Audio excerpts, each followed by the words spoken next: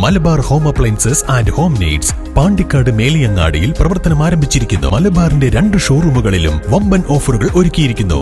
എല്ലാ പർച്ചേസിനും 5% മുതൽ 60% വരെ ഡിസ്കൗണ്ട്. റോഡരികിലെ മരത്തിന്റെ കൊമ്പ് വൈദ്യുതി ലൈനിലേക്ക് പൊട്ടിവീണ് സംസ്ഥാന പാതയിൽ അരമണിക്കൂറിലധികം ഗതാഗതം മുടങ്ങി.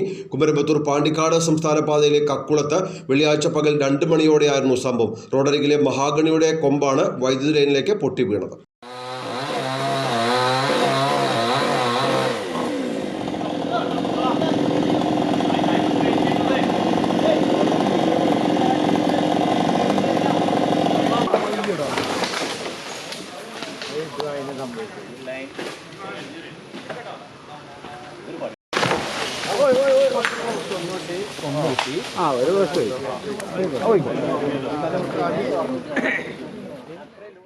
റോഡരികിലെ കൂറ്റൻ മഹാഗണിയുടെ കൊമ്പ് വൈദ്യുതി ലൈനിലേക്ക് തൂങ്ങി നിന്ന അവസ്ഥയിലായിരുന്നു.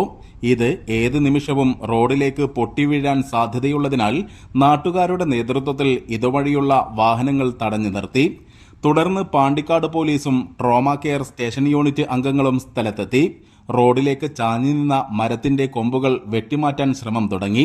പിന്നീട് മഞ്ചേരിയിൽ നിന്ന് അഗ്നിശമന സേനയും സിവിൽ ഡിഫൻസ് ഫോഴ്സും സ്ഥലത്തെത്തി KSEB ഉദ്യോഗസ്ഥരുടെയും കൂട്ടായ പരിശ്രമത്തിലൂടെ മരക്കൊമ്പുകൾ വെട്ടിമാറ്റിയാണ് ഇതുവഴിയുള്ള ഗതാഗതം പുനഃസ്ഥാപിച്ചത്. News bureau, Pandikkad.